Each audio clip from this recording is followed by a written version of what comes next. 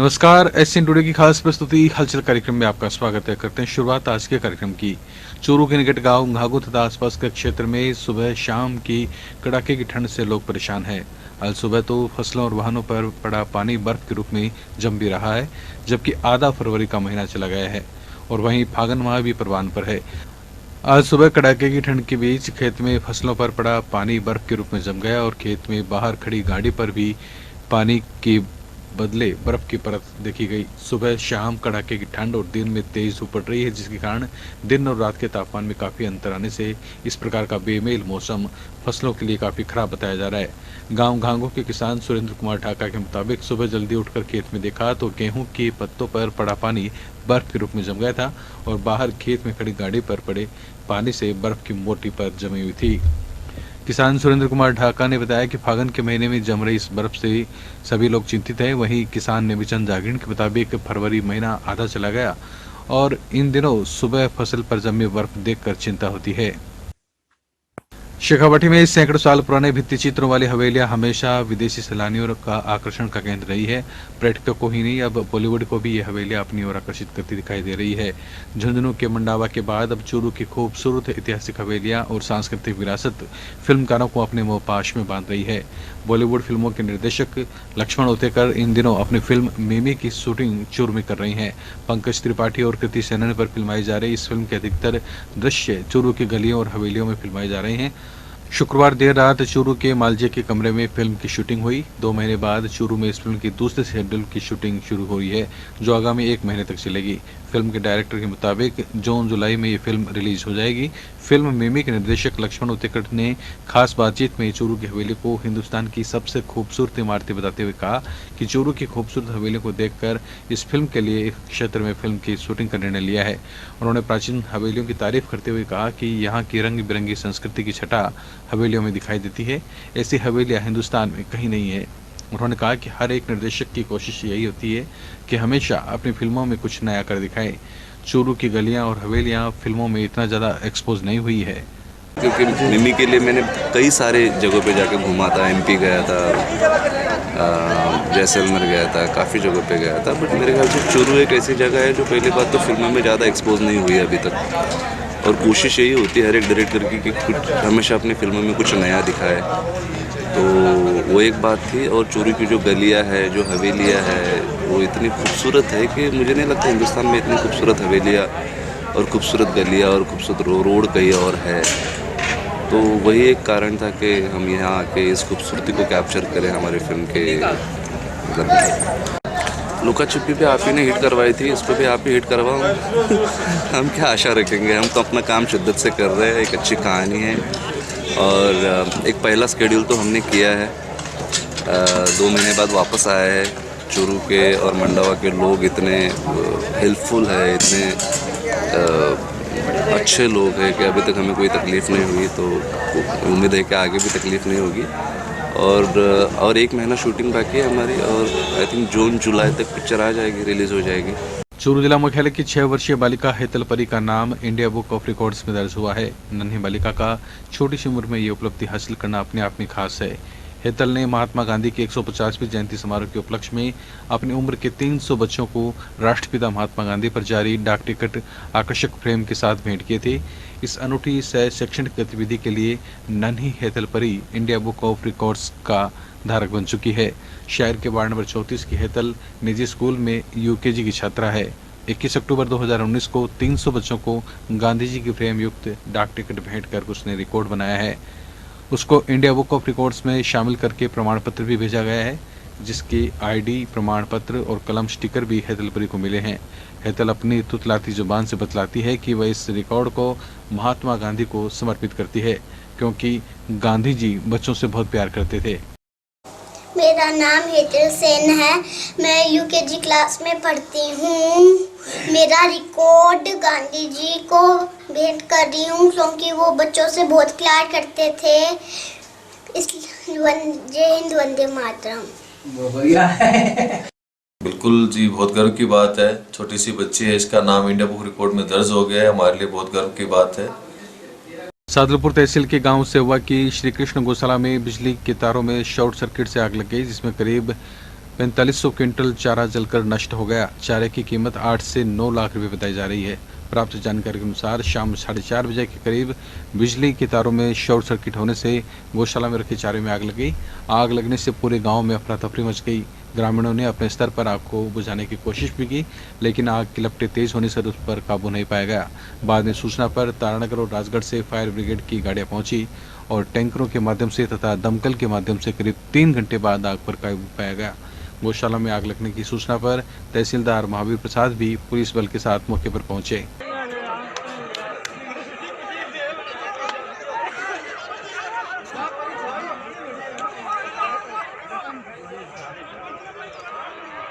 मोटलियो pipe है, अरे pipe मोटलियो है, चलो रे।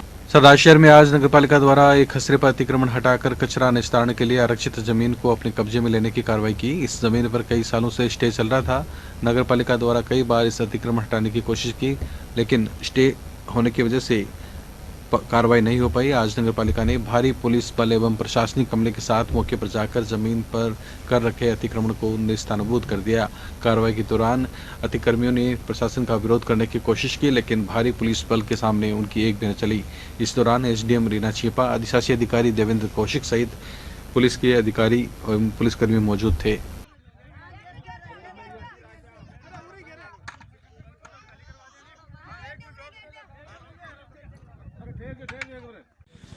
मैटर ये था कि नगरपालिका सरदार शहर का ये डंपिंग यार्ड के लिए जगह थी और 2011 से इस पे RAA कोर्ट का स्टे था।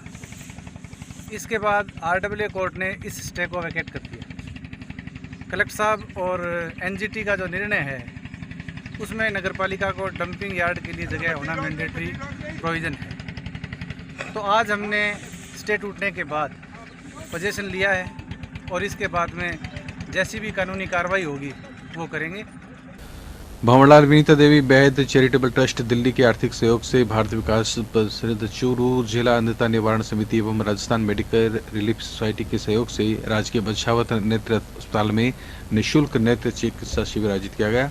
शिविर प्रभारी पंकज मिश्रा ने बताया कि शिविर में doctor PC Dhaka, doctor Shashidhar Sharma एवं डॉक्टर रघुवीर मीणा की टीम ने 250 व्यक्तियों की आंखों की जांच की, जिनमें से 120 का ऑपरेशन के लिए चयन किया गया। शिविर में वरिष्ठ और अनुभवी जो चिकित्सक है उनके द्वारा लेंस प्रत्यारोपण किया जाएगा। शिविर में रोगियों की जांच 15 फरवरी 2020 को प्रातः 9 बजे से की जाएगी और उसके पश्चात ऑपरेशन योग्य जो रोगी है उनको छांट लिया जाएगा। ऑपरेशन करवाने वाले जो रोगी है उनको भोजन और दवाइयों की व्यवस्था है, ये निःशुल्क और शिविर स्थल पर और उपलब्ध रहेगी। रोगी जो भी यहाँ पर आ रहे हैं। चूरू के नजदीक आज बाबू साहब मूर्ति के पास रोडवेज और निजी बस की भिड़ंत में 3 जने घायल हो गए। रोडवेज बस चूरू से झुंझुनू जा रही थी, वहीं सामने से निजी बस आ रही थी। रोडवेज के चालक ने बताया कि सड़क पर गड्ढे से बचने के कारण उक्त हादसा हुआ है और निजी बस रोडवेज बस को टक्कर मारते हुए निकल गई। हादसे के बाद रोडवेज बस की सवारियों को पैदल ही चूरू पहुंचना पड़ा। सूचना पर सदर थाना पुलिस एवं कोतवाली चूरू पुलिस मौके पर पहुंची और घायलों को राजकीय भर्ती अस्पताल के आपातकालीन वार्ड में पहुंचाया। 2 बच्चा एक लेडीज का लगा था। एक्सीडेंट किस चीज़ का? रोडवेज और प्राइवेट बस। कितने लोगों में लगी है? 3 बता रहे हैं, 3 की लगी, वो हॉस्पिटल पहुंचा दिए। क्रॉस करके फाटक बंद था, आराम से जा रहे थे, आगे गाड़ी जा रही थी, मैं बस इधर से भागी आई रही थी। मैंने सोचा पानी में खाटा हुआ कोई और हमारे साइड में दबा ली बस, वो कोई नहीं। ऐसी कितनी बात? आपकी बस में कितने लोगों की लगी? 1 या 2 की लगी होगी। चूरू बालिका महाविद्यालय में वार्षिकोत्सव एवं पारितोषिक वितरण समारोह महाविद्यालय प्रबंध समिति के सचिव शोभाराम बणिरोत की अध्यक्षता में हुआ। कार्यक्रम के मुख्य अतिथि प्रबंध समिति के अध्यक्ष रामगोपाल बहेड़ ने महाविद्यालय की प्रगति की प्रशंसा करते हुए छात्राओं को नवीन तकनीकों से जोड़ते हुए व्यक्तित्व के सर्वांगीण विकास के लिए प्रेरित किया। प्राचार्य डॉक्टर LN आर्य ने महाविद्यालय का वार्षिक प्रतिवेदन प्रस्तुत करते हुए आगामी योजनाओं की जानकारी दी। कार्यक्रम में रंगारंग मनमोहक लोक संस्कृति की छटा बिखेरते हुए छात्राओं द्वारा प्रस्तुति दी गई। अतिथियों द्वारा विश्वविद्यालय परीक्षाओं में प्रतिभावान छात्राओं एवं सांस्कृतिक तथा खेलकूद प्रतियोगिताओं में विजेता छात्राओं को प्रतीक चिन्ह देकर पुरस्कृत किया। उप प्राचार्य आशा कोठारी ने सभी को बधाई देते हुए अतिथियों का आभार जताया।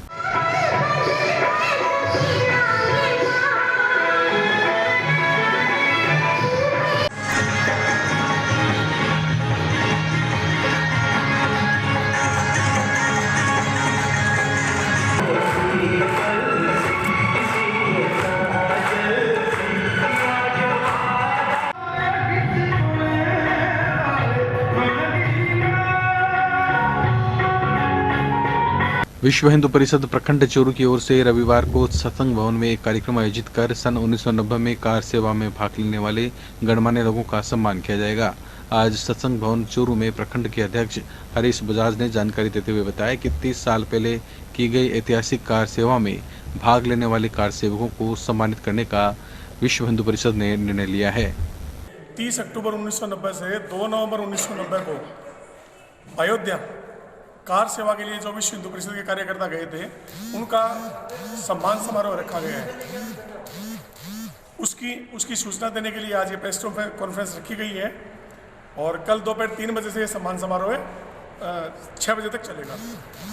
तो आज से लगभग 30 साल पहले जो कार्यकर्ता इतनी विषम और विपरीत परिस्थितियों में कार सेवा के लिए गए थे अयोध्या, उन सब का सम्मान करके हमें बहुत खुशी होगी कि हम उन लोगों को सम्मानित कर रहे हैं और उन लोगों ने समाज के लिए और धर्म के लिए उस टाइम जो त्याग किया था कि हजारों किलोमीटर दूर चूरू से वो लोग कार सेवा के लिए विश्व हिंदू परिषद के आह्वान पर गए थे। राजलदेसर में सिमसिमे रोड स्थित भगवती भद्रकाली शक्तिपीठ में अयोध्या के रंग महल पीठाधीश्वर महामंडलेश्वर स्वामी राम शरण दास महाराज, वृंदावन के गीता विनाशी आश्रम के महंत रामेश्वरानंद महाराज अपने साथी दंडी स्वामी जोगेंद्र आश्रम महाराज से मिलने के लिए पधारे। इस मौके पर विश्वेंद्राश्रम अवधूत ने दोनों संतों का अभिनंदन करते हुए आशीर्वाद लिया।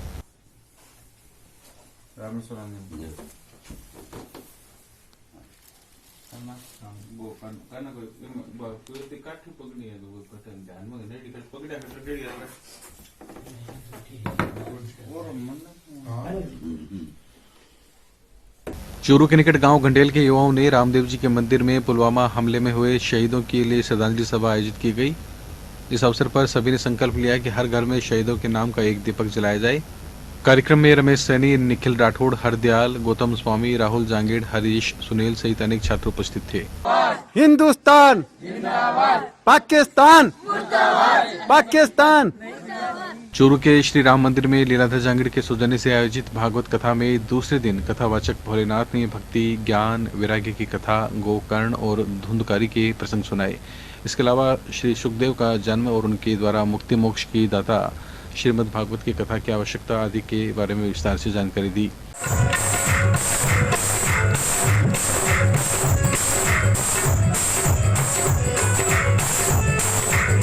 चूरू जिले के सदाशर तहसील के गांव पोगा के पास हुए सड़क हादसे में एक शख्स की मौत हो गई जबकि दूसरा गंभीर घायल हो गया। यह हादसा उस वक्त हुआ जब बाइक और कैंपर की आमने सामने की भिड़ंत हुई। बाइक सवार की घटना में मौत हो गई जबकि 20 वर्षीय रोहितास घायल हो गया।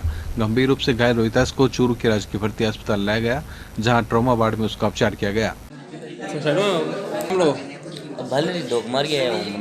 हो गया फोगा गया तेल गला फोगम हो गया आंसू शुरू गया 2 जना आंसू शुरू बालेरी ओम बंदा का दो फोगा क्या कैंपर के साथ। सदलपुर तहसील के धुलिया गांव में अज्ञात लोगों पर अचानक से जेसीबी से गड्ढा खोदकर खेतों के रास्ते बंद करने का आरोप लगाया है। ग्रामीणों ने मौके पर विरोध प्रदर्शन कर आक्रोश जताते हुए कार्रवाई की मांग की। इस संबंध में ग्रामीणों ने तहसीलदार को ज्ञापन सौंपकर अज्ञात लोगों पर आरोप लगाते हुए कार्रवाई की मांग की है। ग्रामीणों का कहना है कि सैकड़ों साल पुराना रास्ता कुछ लोगों ने रोक दिया है। मॉडल कॉलेज में शुमार चूरू के राजकीय लोहिया कॉलेज में आज छात्र संघ कार्यालय का उद्घाटन और पुरस्कार वितरण समारोह हुआ। हरियाणा के रोहतक लोकसभा निर्वाचन क्षेत्र से सांसद रह चुके दीपेंद्र सिंह हुड्डा के मुख्य अतिथि में हुए कार्यक्रम में अंतर्राष्ट्रीय खिलाड़ी और सादुलपुर विधायक कृष्णा पूनिया, तारणक विधायक नरेंद्र बुडानिया तथा लाडनू विधायक मुकेश भाकर मंचासीन रहे।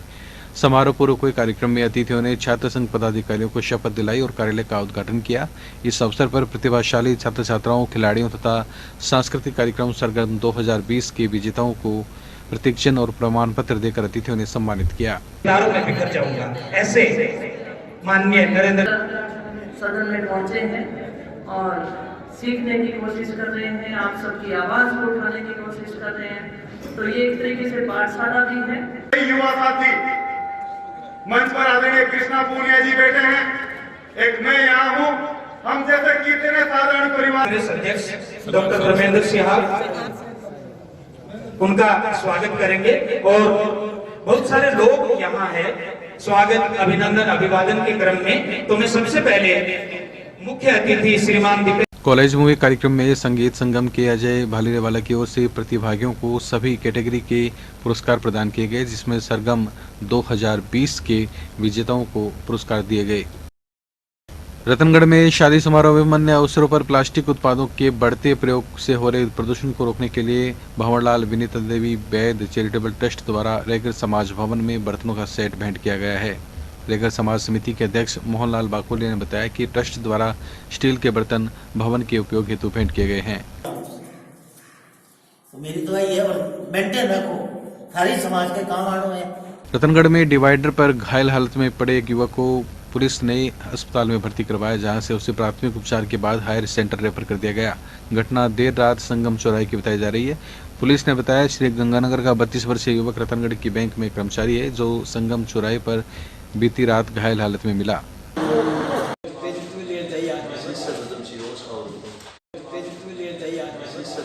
सदाशर कस्बे के राजकीय अस्पताल की मोर्चरी में शव के कुछ अंग मिलने की वीडियो वायरल होने के बाद अव्यवस्थाओं को लेकर एसडीएम और सीएमएचओ ने एक साथ औचक निरीक्षण किया। एसडीएम ने औचक निरीक्षण के दौरान कमियों को देखकर नाराजगी जाहिर की और शिकायत पर कार्रवाई करते हुए अस्पताल में चिकित्सकों की उपस्थिति पंजिका देखी।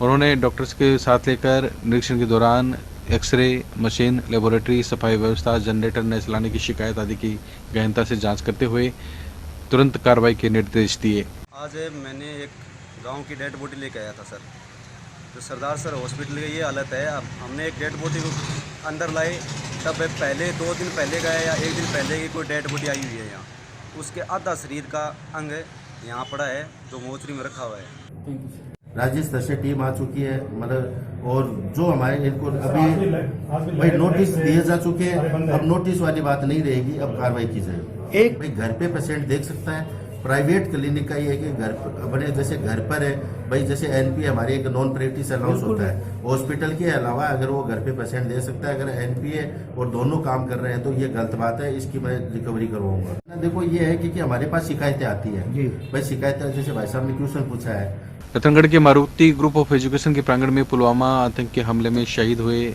जवानों को श्रद्धांजलि दी गई। संस्थान निदेशक रामनिवास मंगलहारा सहित स्टाफ के सदस्यों ने इस मौके पर श्रद्धांजलि दी। नागौर के कुचामन में आयोजित होने वाली 38वीं शूटिंग वॉलीबॉल प्रतियोगिता में भाग लेने के लिए चूरू जिले की सीनियर पुरुष एवं महिला टीम रतनगढ़ के हनुमान व्यायामशाला से रवाना हुई। चूरू शूटिंग वॉलीबॉल के अध्यक्ष राज खान ने प्रतियोगिता में अच्छे प्रदर्शन की आशा व्यक्त करते हुए टीम को रवानगी दी। टीम नागौर में 38वीं चैंपियनशिप खेलने के लिए जाती हुई, ये पदाधिकारी, ये सीनियर वर्ग, ये रतनगढ़ में लायंस क्लब द्वारा राजकीय उच्च प्राथमिक स्कूल मंडेला छोटा में फर्नीचर भेंट किया गया। क्लब के सचिव लोयन योगेश पाराशर ने बताया कि भामाशाह लक्ष्मी नारायण गोयनका कोलकाता प्रवासी की आर्थिक सहयोग से करीब 65,000 रुपये की लागत से बच्चों के लिए फर्नीचर भेंट किया गया है।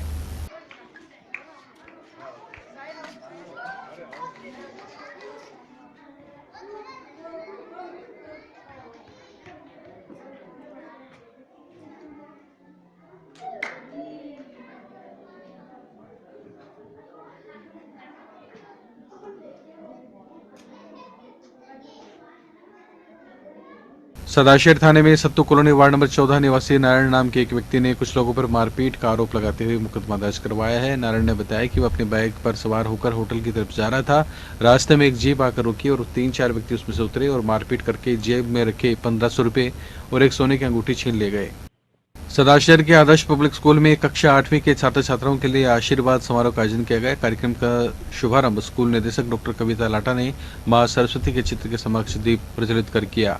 इस अवसर पर छात्राओं द्वारा सांस्कृतिक कार्यक्रम, नृत्य नाटिका, कविता और खेल कार्यक्रम आयोजित किए गए।